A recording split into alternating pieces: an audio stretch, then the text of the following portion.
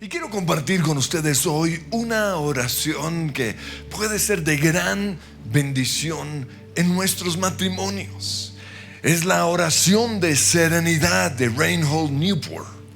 Y dice lo siguiente: Dios, concédeme la serenidad para aceptar lo que no puedo cambiar, el valor para cambiar lo que puedo cambiar y la sabiduría para diferenciar lo uno de lo otro. Y esta oración la necesitamos en nuestros matrimonios, específicamente con el tema que voy a compartir hoy. Es el espíritu de control en el hogar. En Génesis 2:24 dice: el hombre deja a su padre y a su madre y se une a su esposa, y los dos se convierten en uno solo. Pues que nosotros seamos uno con nuestra esposa no significa que tenemos que ser iguales. Tampoco significa que ella es de mi propiedad y que yo le pertenezco a ella. Y mucho menos que yo voy a cambiarla y que ella me va a cambiar a mí. No. Porque el matrimonio es la unión de dos personas diferentes. De eso se trata. El matrimonio es la unión de dos personas totalmente libres. Todo lo que hacemos dentro del matrimonio lo hacemos voluntariamente, no porque nos toca. El matrimonio es la unión de dos personas que tomamos la decisión de amarnos. No fuimos obligados a casarnos. Lo hicimos voluntariamente. Y lo hicimos con el propósito de construir juntos un futuro y formar un hogar. Un ingrediente importante en el matrimonio es el amor. Pero el amor no es solo romance. El amor es también dar libertad a la otra persona. El amor es soportar y aceptar sus diferencias. También con respecto a nuestros hijos, la Biblia nos muestra que no nos pertenecen. En el Salmo 127:3 dice: los hijos son una herencia del Señor, le pertenecen a Él. Dios nos los confió para que los amemos, los formemos y los preparemos para la vida. Pero siempre debemos recordar que no son nuestros, le pertenecen a Él. En el Salmo 24:1 dice: la tierra es del Señor y todo lo que hay en ella, el mundo y todos sus habitantes le pertenecen. Entonces, ni mi esposa ni mis hijos me pertenecen. Yo solo soy un administrador a quien Dios le confió la responsabilidad y el privilegio de amar y de cuidar a mi familia. Y de lo que yo hago voy a tener que rendirle cuentas a Dios. En Malaquías capítulo 2 versículo 15 dice: ¿no te hizo uno el Señor con tu esposa? En cuerpo y espíritu ustedes son de Él. ¿Y qué es lo que Él quiere? De esa unión quiere de esa unión quiere hijos que vivan para Dios. Por eso, guarda tu corazón y permanece fiel a la esposa de tu juventud. Entonces, Dios quiere que tanto nuestro matrimonio como nuestro hogar sea un lugar de libertad, donde podamos ser como somos. Pero el enemigo lo quiere convertir en una cárcel. Y una de las armas que él usa para esto es el espíritu de control. Recuerden que después de embarrarla, Dios le dijo a Eva en Génesis 3:16: desearás controlar a tu marido, pero él gobernará sobre ti. Ahí está el espíritu de control. Pero ¿cuáles son las características de este espíritu específicamente en el hogar? Pues recuerden que en donde hay una Jezabel, siempre estará un Acab. Eso quiere decir que en toda relación, ya sea de matrimonio, de amistad, de noviazgo, en donde hay una persona controladora, siempre estará otra u otros que están siendo controlados. El controlador hace que los otros se vuelvan dependientes a él y se sientan incapaces de hacer las cosas sin su ayuda y su aprobación. Hay personas que todo lo que hacen se voltean a ver si reciben la aprobación de la otra persona. Son dependientes. El controlador puede llegar al extremo de abusar físicamente a su familia. En la Biblia se nos habla de la vara de corrección, pero no se usa para controlar a nuestros hijos, ni para descargar toda nuestra frustración en ellos. No. La vara se debe usar con amor. Si usted no ama, usted no puede usar esa vara. Otra característica del espíritu de control es el abuso emocional. Y esto sucede cuando hacemos sentir culpables a nuestra esposa o a nuestros hijos. Hacemos que ellos anden sintiendo que fueron los responsables de cualquier situación. O cuando los humillamos y los avergonzamos públicamente. Encontramos también el abuso espiritual. Y esto sucede cuando nosotros usamos a Dios o a la Biblia para manipular o controlar. Pues la Biblia dice, y tratamos y sacamos la Biblia para darle palo a la familia. O el Señor a mí me dijo, o tuve esta visión. Cuando una persona está siendo influenciada por el espíritu de control, le hace creer a los otros que ellos no pueden oír la voz de Dios, que ellos no tienen discernimiento, que esa persona es la única que oye la voz de Dios. Pero no podemos creerle esa mentira al enemigo, porque Jesús dijo: mis ovejas oyen mi voz. Eso significa que todos los que estamos aquí oímos la voz de Dios. Pero a veces el espíritu de control le hace creer a unos que ellos no pueden, no tienen ese privilegio, que solo lo tienen unos pocos. Eso es falso. Otra de las características del espíritu de control es el abuso mental. Y para tomar control de nuestra mente, este espíritu usa la intimidación y el temor. Y cuando una persona logra controlar nuestra mente, logra controlar todo nuestro ser, todo lo que hacemos. También encontramos el abuso verbal. Aquí se hace lo que yo digo y punto. Es que el que manda aquí soy yo.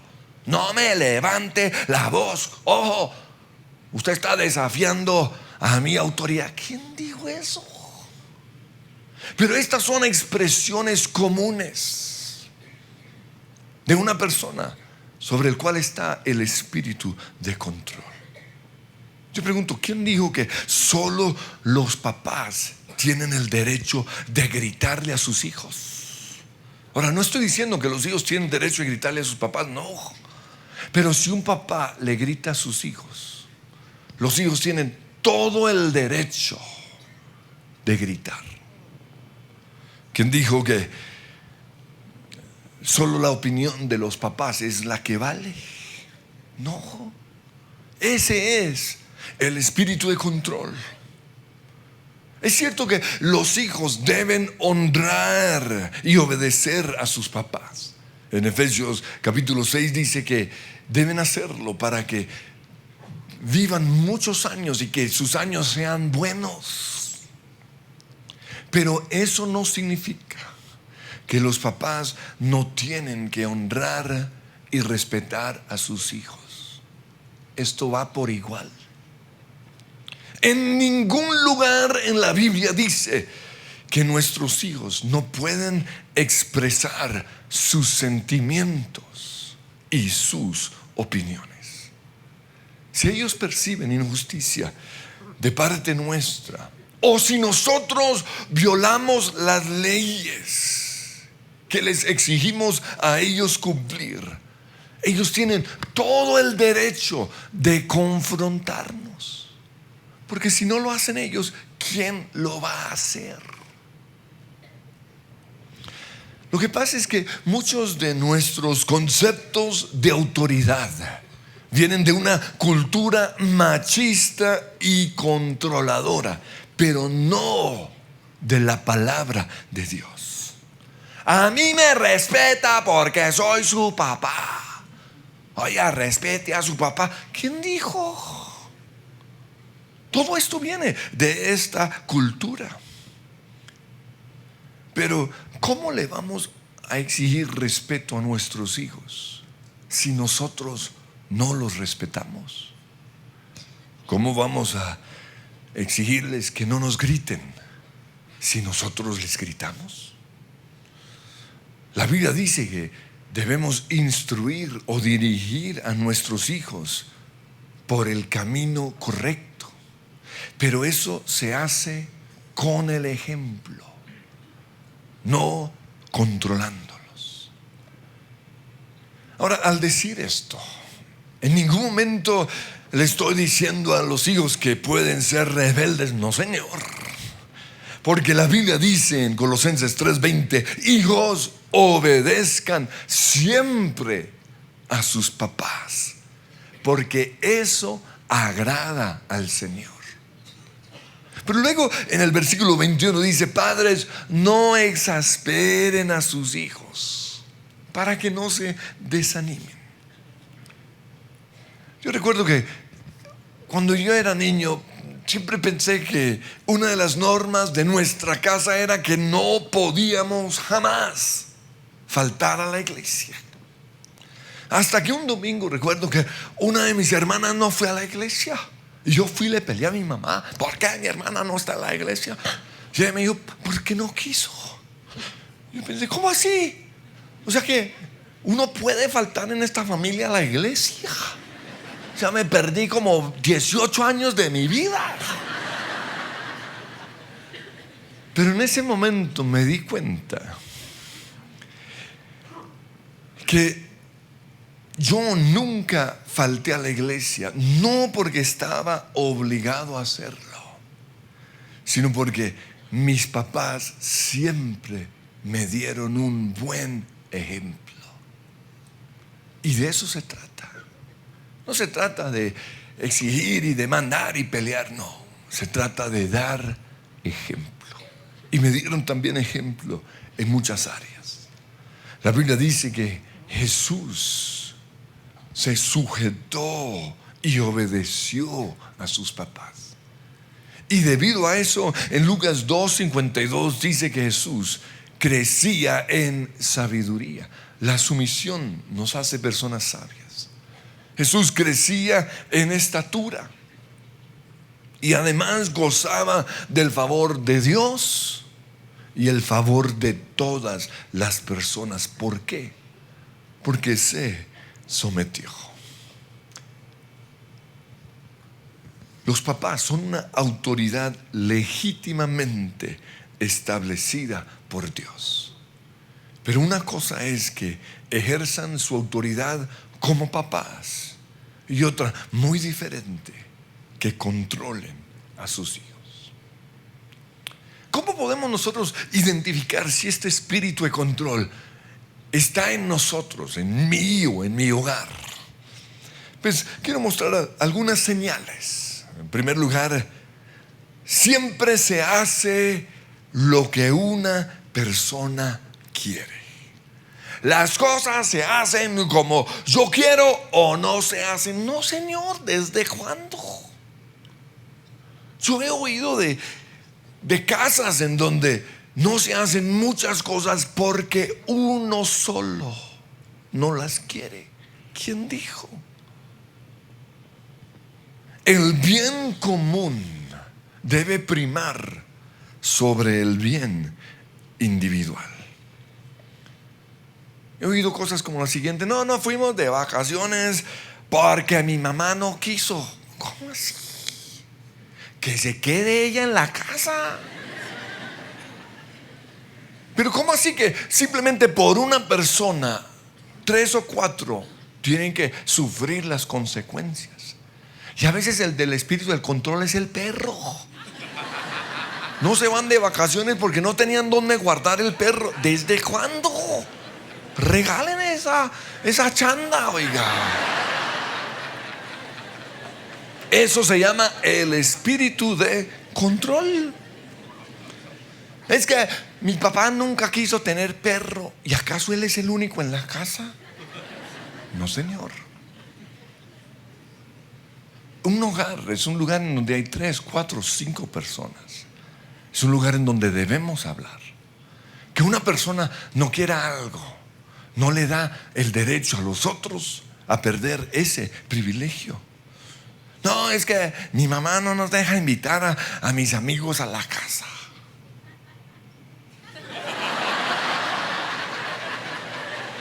No se trata de hacer lo que una persona dice, sino lo que la familia quiere. No es mi casa, sino nuestra casa. Otra señal para identificar el espíritu de control es que si una persona no logra lo que quiere, le va a tirar el plan a los demás. No, pues si no vamos a ese restaurante, pues voy de mala actitud. No. Si todos eligieron otro restaurante, usted en ese momento debe tomar una buena actitud. Pero a veces simplemente porque no elegimos la película o no eligieron la película que yo quería, me les voy a tirar el plan. Les voy a mostrar todo lo malo que tiene esa película. Eso es el espíritu de control. Otra señal es que los parámetros, las creencias y las normas del hogar los determina una sola persona. Y yo creo que quizás por eso a veces el esposo o la esposa se sienten desautorizados por la otra persona. No me desautorice el frente de los niños. Pero lo que pasa es que son normas establecidas por uno solo. Se nos olvida que es un matrimonio. Los hijos le tienen miedo al papá o a la mamá o a los dos. Son los papás los que eligen la carrera de sus hijos. No, yo solo le pago la carrera si usted estudia medicina. ¿Desde cuándo? Por eso hoy hay muchachos que terminan toda una carrera y no saben qué van a hacer en la vida, porque lo que hicieron fue el deseo del papá. Ahora, quizás nuestros hijos van a cometer errores, pero solo cometiendo errores van a formar su identidad y van a encontrar el propósito de su vida. Los papás no pueden determinar eso en la vida de sus hijos. Otra característica u otra señal para identificar, el espíritu de control es que somos posesivos. Y esto no es algo bueno. Ser posesivos significa que somos egoístas con respecto a personas o con respecto a cosas en nuestras vidas. Y las personas posesivas son inseguras y controladoras. Por eso un papá posesivo no soporta que sus hijos la pasen bien en la casa de otro. Sí, pues váyase a vivir con ellos, que le den comida, que le paguen la universidad. Estos son señales de una persona posesiva. Una persona posesiva se puede sentir amenazada por la buena relación que su esposo o su esposa tiene con sus papás. Una niña posesiva siente celos de los amigos o del novio de su amiga, y por eso todo el tiempo le está peleando.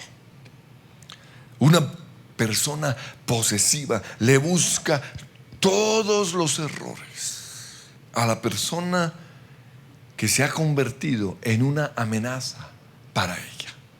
Por eso todo el tiempo está criticando a la suegra. Mírela cómo se viste, mírela cómo habla. Ay. ¿Por qué? Porque es posesiva.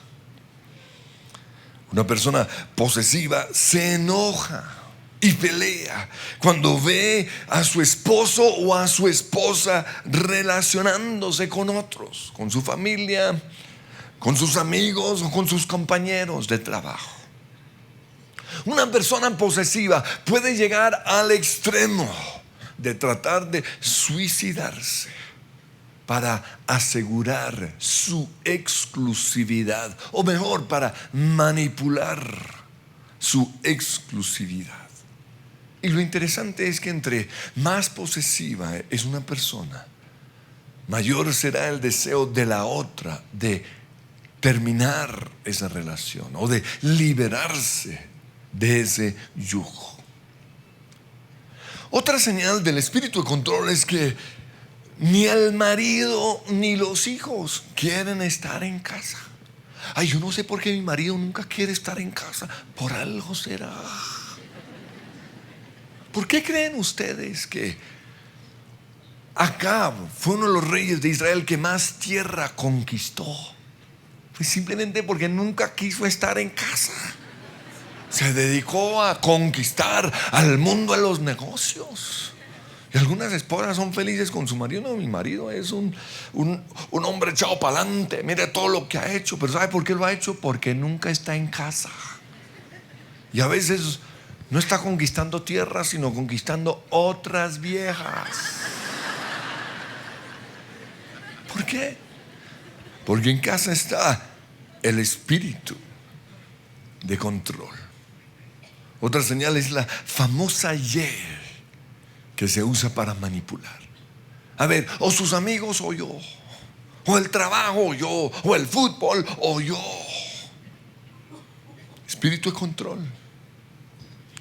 Pero otra señal de este espíritu es que en el matrimonio solo una persona surge, la otra desaparece.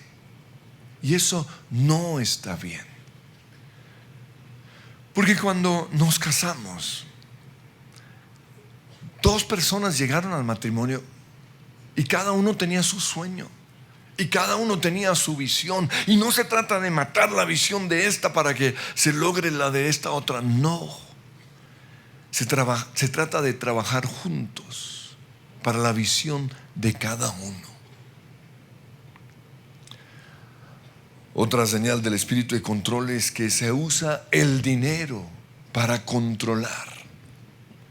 Por eso, para que, entre comillas, el marido no gaste su plata en otras viejas, la mujer controladora toma el control de las finanzas.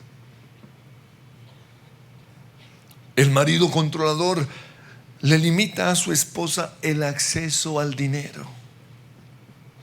Le exige cuentas. Imagínense eso, maridos pidiéndole a sus esposas los recibos, a ver en qué se gastó la plata. Si ella le dio la regalada gana de comprarse unas saltinas, ¿a usted qué le importa? Eso es absurdo. Es el espíritu de control. La obliga a ella a pedir plata. ¿Qué tal? Como si fuese una esclava. El matrimonio es un lugar de libertad, de confiar en la otra persona. El controlador también aísla a la otra persona de su familia o de sus amigos. Oiga, ¿por qué nunca no volvió el tío Juan a nuestra reunión? No, pues desde que se casó. Eso no es una buena señal. Eso es señal del espíritu de control. Y no solo eso, sino que controla toda su vida. Todo el tiempo quiere saber con quién está, en dónde está, con quién habla. Y ahora con la nueva tecnología, esos gadgets nuevos que usted puede tener en su celular, en donde la otra persona sabe exactamente en dónde usted está. Imagínese eso. A ver, ¿dónde está mi esposa? En Chapinero, ¿qué hará allá? ¿A usted qué le importa? Pero usted es el espíritu de control. Pero recuerden que no, el control o el espíritu de control no es una persona, sino que es un demonio. Pero nosotros le podemos abrir puertas que le dan derecho a ese demonio. Por eso, ¿cuáles son esas puertas? En primer lugar, nuestras inseguridades. Una persona totalmente sana está segura de sí misma. Y por estar segura en ella, puede confiar totalmente en la otra persona. Pero una persona insegura tiene que controlar a la otra. Pero ¿de dónde viene la inseguridad? Pues es un temor a ser abandonados. Y este temor viene de una mala experiencia de nuestra niñez. Quizás fuimos abandonados en nuestra niñez. Fuimos víctimas del divorcio de nuestros papás. Y esa inseguridad está en nosotros. Para esto lo que necesitamos es sanidad interior. Que el Señor sane esos sentimientos que no son verídicos. Son sentimientos, pero no son verídicos. Otra puerta abierta es la cultura controladora. Y este espíritu de control está muy arraigado a la cultura latina. Es algo tan común, es algo que vimos todo el tiempo en nuestra casa, que por eso creemos que es normal, pero no es así, no es bíblico. Nosotros tenemos que saber qué es lo que dice la Biblia. Mire, esto es algo tan común en nuestra cultura que se metió hasta en la iglesia. Y por eso hoy encontramos pastores caciques que controlan y manipulan y abusan a su iglesia. Se creen los dueños de las ovejas. No, Señor. Las ovejas le pertenecen a Dios. Pero este es el fruto ¿de qué? Del espíritu de control de nuestra cultura. En Mateo capítulo 20, versículo 25 dice: los gobernantes de las naciones oprimen a los súbditos y los altos oficiales abusan de su autoridad. Pero entre ustedes no debe ser así. Otra puerta abierta al espíritu de control es una interpretación equivocada de la Biblia. Que el hombre sea la cabeza del hogar no significa que es el rey del hogar. No significa que tiene que controlar a su esposa o a sus hijos y tratarlos como esclavos. No, Señor. Una interpretación equivocada. Otra puerta abierta son los pecados. Pecados como el egoísmo le abre la puerta al espíritu de control. Los celos. Hay que ver los celos como pecado. Yo recuerdo en una ocasión una persona predicando a favor de los celos, que porque Dios es celoso. No, Señor.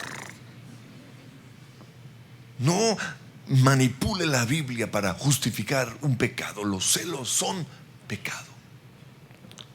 La crítica, el chisme, los temores, la pereza, la pasividad, todos estos pecados son puertas abiertas al espíritu de control. Otra puerta abierta es no tener identidad. Usted tiene que encontrar su identidad. y el propósito de su vida. Porque si usted no tiene esto, usted es una presa fácil del espíritu de control. Pero también otra puerta abierta es no reconocer y no valorar lo importante que es y que ha sido la otra persona en nuestra realización. Yo soy lo que soy, o mucho de lo que yo soy es gracias a mi esposa. Y yo tengo que reconocer eso. Pero también mucho de lo que es mi esposa es gracias a mí. Como hijos somos lo que somos gracias a nuestros papás. Tenemos que reconocer la parte importante que es la otra persona en nuestras vidas. Pues en Eclesiastés capítulo 4 versículo 9 dice: es mejor ser dos que uno, porque ambos pueden ayudarse mutuamente a lograr el éxito. Pero aunque aquí dice que son mejores dos que uno, no dice que una persona sola no sirve, o que una persona a solas está incompleta. No, todo lo contrario. Si una persona no encuentra su identidad, el propósito de su vida y su felicidad a solas, no lo va a encontrar al casarse. Las otras personas no pueden ser la fuente de mi felicidad. Todos los que necesitan de otros para ser felices, para que su vida tenga sentido, se convierten en controladores. Yo no necesito de otros para ser feliz. Yo soy feliz a solas. Yo podría estar en una isla solo y estaría feliz. Yo no me casé para ser feliz. Antes de casarme, yo ya era un hombre feliz. Yo no me casé para encontrar el propósito en mi vida. Antes de casarme, yo ya sabía cuál era el propósito de mi vida. Yo no me casé para estar completo. Yo ya estaba completo antes de casarme. Es que hay una enseñanza por ahí equivocada y es el de la media naranja. ¿Quién dijo que soy una persona incompleta antes de casarme? No, señor. Mi esposa me complementa, pero no me completa. Entonces, el matrimonio es la unión de dos personas diferentes que se unen para complementarse. Dos personalidades diferentes. En el caso mío, mi esposa es colérica y yo soy flemático. Dos familias diferentes. Ella es Ardila y yo soy Corson. Dos culturas diferentes. Ella es de Chiquinquirá, yo soy de Australia. Y créanme, eso es difícil. Son dos maneras de ver la vida totalmente diferentes. Y a veces las personas no piensan en eso. Imagínense un costeño con una bumanguesa. Que el Señor lo libre. No, mentiras. Son dos formas de ser totalmente diferentes. Tenemos dos perspectivas diferentes, dos maneras diferentes de expresar el amor, de manejar el conflicto. Y no solo eso, dos géneros diferentes. Ella es mujer y yo soy hombre. Dicen por ahí que los hombres son de Marte y las mujeres de Venus. Somos extraterrestres, con razón. Pero sí ve, no es una persona mejor que la otra, sino dos personas diferentes. Y cuando nosotros no conocemos esas diferencias y no las valoramos, tratamos de cambiar a la otra persona. Y es ahí cuando entra el espíritu de control. Pero entonces la Biblia dice en Amós capítulo 3 versículo 2: ¿pueden dos caminar juntos si no están de acuerdo? Si el matrimonio es la unión de dos personas diferentes, ¿cómo podemos ponernos de acuerdo? Pues les tengo buenas noticias: es imposible. Por eso en Eclesiastés capítulo 4 versículo 9 dice: es mejor ser dos que uno, porque ambos pueden ayudarse mutuamente a lograr el éxito. Y en los versículos siguientes sigue mostrando la bendición que es estar casados, o la bendición que es que hayan dos personas. Pero luego en el versículo 12 dice: mejor todavía si son tres, porque una cuerda triple no se corta fácilmente. Y esa tercera persona no es su suegra. Esa tercera persona es el Espíritu Santo. Por eso la Biblia dice que lo que Dios juntó, que no lo separe el hombre. Cuando Dios es el centro de nuestro matrimonio, logramos la armonía, logramos estar de acuerdo. Por eso quiero concluir una vez más con la oración inicial. Y quiero compartir una versión un poquito más larga de esta oración, en donde se añade la gracia de Dios. Y dice lo siguiente: Dios, dame la gracia para aceptar con serenidad las cosas que no pueden ser cambiadas. Y quiero que cerremos nuestros ojos. Yo quiero que usted le pida a Dios que le muestre cuáles son esas cosas en su esposo, en su esposa, en sus papás o en sus hijos, que no pueden ser cambiados. Y usted le va a pedir a Él que le dé la gracia para aceptarlas con serenidad.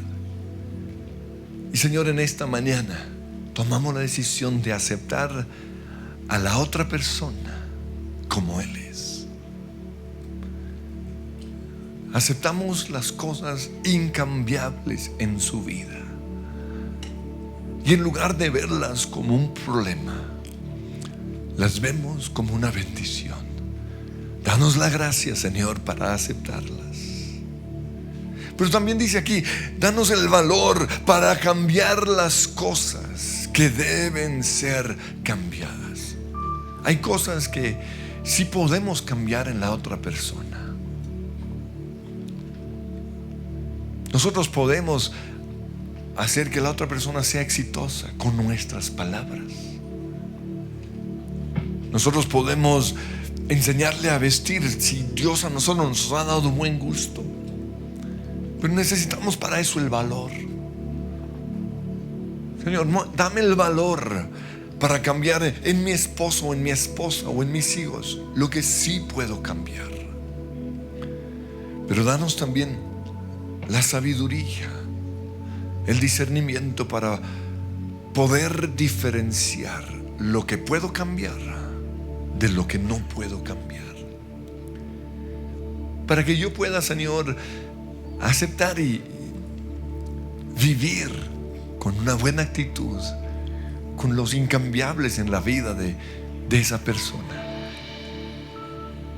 Que yo lo pueda amar, que lo pueda soportar, que lo pueda perdonar, porque Él es así, tú lo hiciste así, y yo decido hoy amarlo así. Danos, Señor, el valor para cambiar las cosas en nuestros hijos que deben ser cambiados. Ayúdanos a entender que fuimos puestos para formarlos, y como leíamos al comienzo, para que vivan para ti. Pero hay otras cosas en ellos que no podemos cambiar, porque tú los hiciste así. Danos por eso la gracia para aceptar con serenidad eso que hay en ellos, que no puede ser cambiado. Pero también, Señor, revélanos hoy las puertas abiertas en nuestras vidas.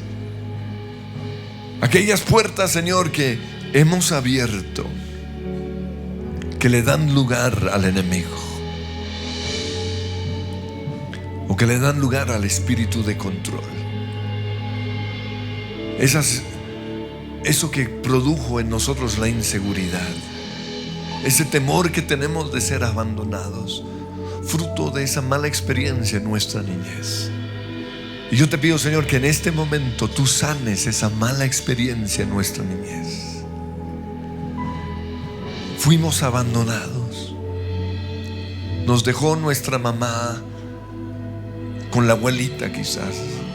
Fuimos abandonados por nuestros papás. Y por eso, Señor, tenemos esa inseguridad hoy. Pero pedimos, Señor, que tú lo estés sanando en el nombre de Cristo Jesús. También fuimos víctimas del espíritu de control en nuestras casas, la cultura controladora. Hoy, en el nombre de Cristo Jesús, lo cortamos, lo rompemos. Todo espíritu de control que hay en nosotros debido a nuestra cultura, debido a lo que vimos en nuestras casas, lo rompemos. Decidimos vivir según lo que dice tu palabra, en el nombre de Cristo Jesús. Pero también confesamos los pecados que le abren la puerta al espíritu de control. Renunciamos a ser egoístas, renunciamos a los celos, a criticar a otros, renunciamos al temor, a la pereza, a la pasividad. Y en el nombre de Jesús echamos fuera este espíritu de control. Yo invito a que se pongan de pie. Y en el nombre de Jesús usted va a renunciar a todo espíritu de control que hay sobre su vida. Se va ahora mismo. Todo espíritu de control, te vas en el nombre de Cristo Jesús. Fuera, fuera de mi vida, fuera de mi vida, fuera de mi vida. Y Señor, reconocemos que es difícil ponernos de acuerdo con nuestra esposa o con nuestro esposo. Por eso hoy queremos invitar a nuestro matrimonio al Espíritu Santo, porque cordón de 3 dobleces no se rompe fácilmente. Ven, Espíritu Santo, ven, Señor, en el nombre de Jesús. Te anhelo, te deseo. Ven, camina junto a mí. Tú me puedes entender, Consolador. Sumérgeme, inúndame de ti. Quiero llevar tu color en mi espíritu. Inúndame de ti. Quiero estar en ti. Que me guíes en mi caminar. Oh, gracias por estar aquí, por estar en mí, sosteniéndome, ayudándome, Consolador, ayudador. una vez más. Gracias por estar aquí, por estar en mí, sosteniéndome, ayudándome, Consolador, ayudador. Una vez más. Gracias por estar aquí, por estar en mí, sosteniéndome, ayudándome, Consolador, ayudador. Una vez más. Gracias por estar aquí, por estar en mí, sosteniéndome, ayudándome, Consolador, ayudador. Y Él una vez más, el Consolador, viene a nuestras vidas para guiarnos hacia nuestro primer amor, para envolvernos en una atmósfera de romance, de amor. Una vez más, tú en mí, ayudándome. Una vez más,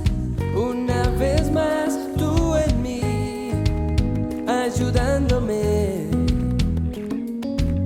Una